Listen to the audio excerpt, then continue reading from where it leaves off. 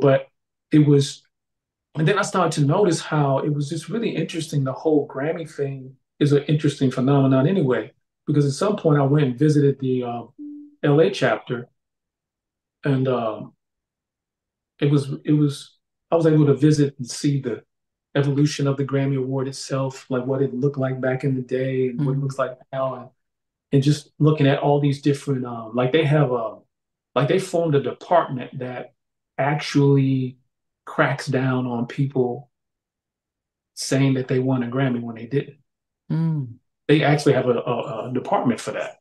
And I was like, really? They said, yeah, yeah, because we realize how much weight it carries and the leverage that people can gain by being that. So then I just started to notice that all my friends that were Grammy winners, we would never really talk about it. But then everybody that was be saying they were weren't. Mm. So if anybody, the thing about it is, if you ever interview someone, they say they won a Grammy, say, hey, can I see it?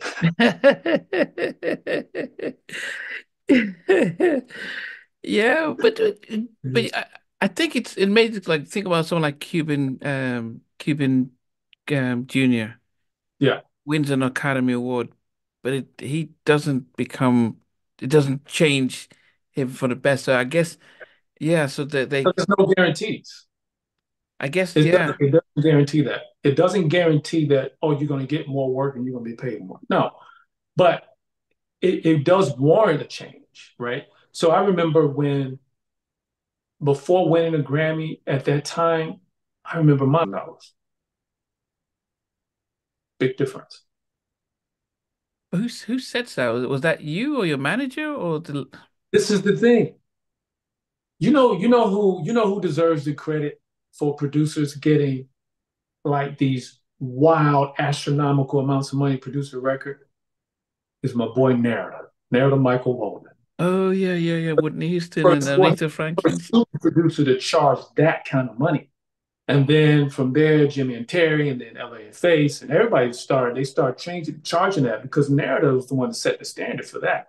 Wow. And then, but I understood the game in a very, very different way. Getting a big producer fee didn't really mean anything. It was all about how much of it was recoupable.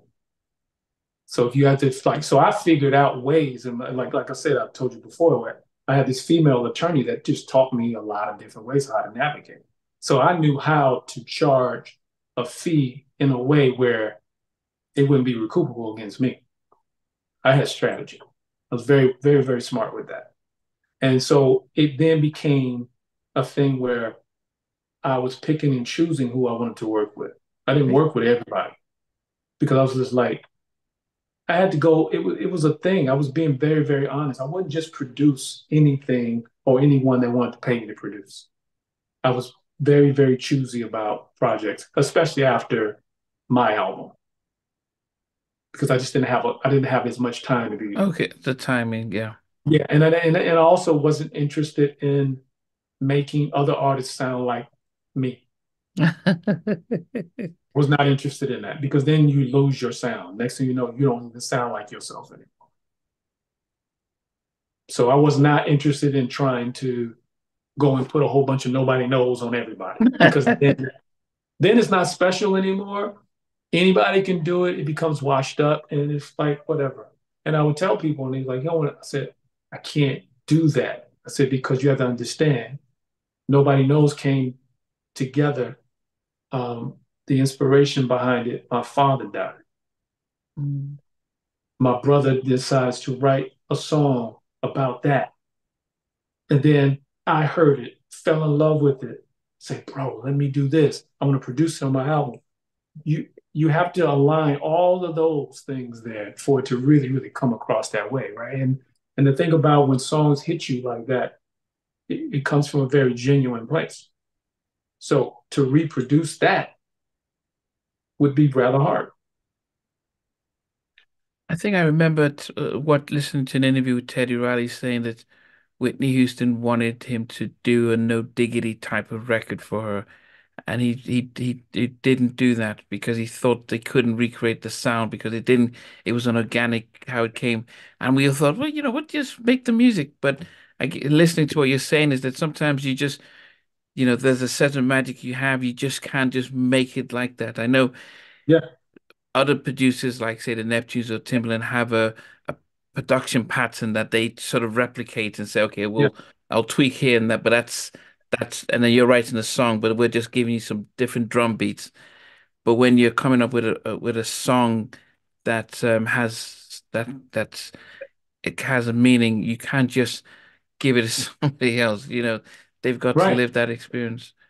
Have you ever noticed that, like with what I've always loved about Jimmy and Terry as producers is that oftentimes it was hard to pinpoint a Jimmy and Terry production.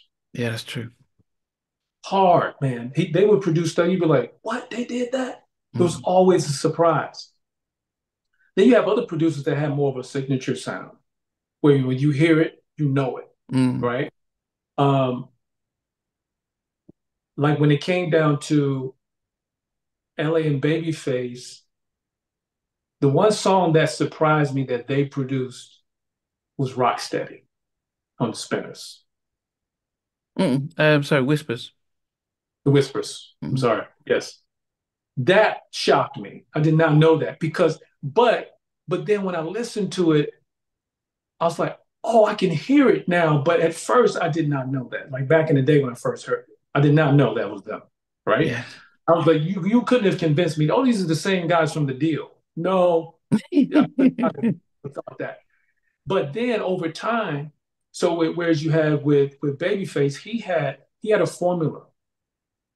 So you go from himself to Whitney Houston to Tony Braxton to Bobby Brown, whoever, there was a particular sound. Mm, You could take any of those artists and place them on any of those songs, and it's going to sound great. He mm, had a formula, and then he had more of a breakaway with the Day album, where it was a lot different than things that he had done. And some artists are just like that, or writers and producers, they'll have this signature sound that they can just place it on people mm, and it works. And then, but at some point in time, you look at it in history, it washes out your sound.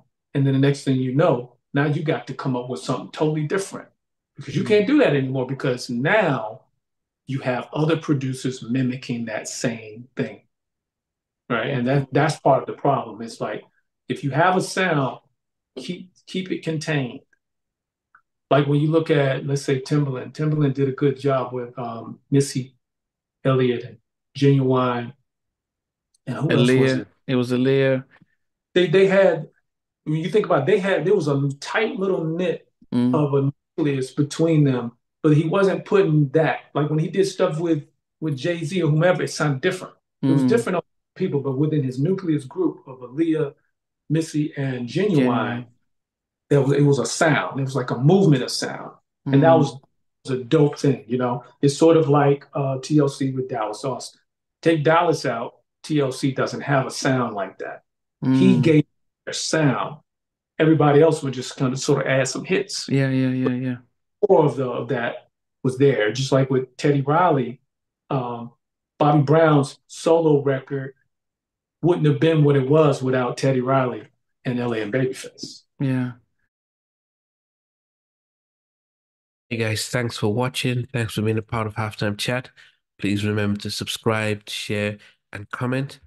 But most importantly, why don't you become a member of Halftime Chat? We've got amazing videos, amazing perks, and being able to support the channel. But anyway, thanks for watching. Take care. I never participated in that category. And somewhere in between us, or even loving us, on which I didn't miss you with. What was it like growing up? She's still making an impact on 4 houses down. I have a couple of pieces. Trying to get this one and that one. That works for you, but just for me, No, no, no. Okay, okay. They don't understand what Joseph Boy you winning all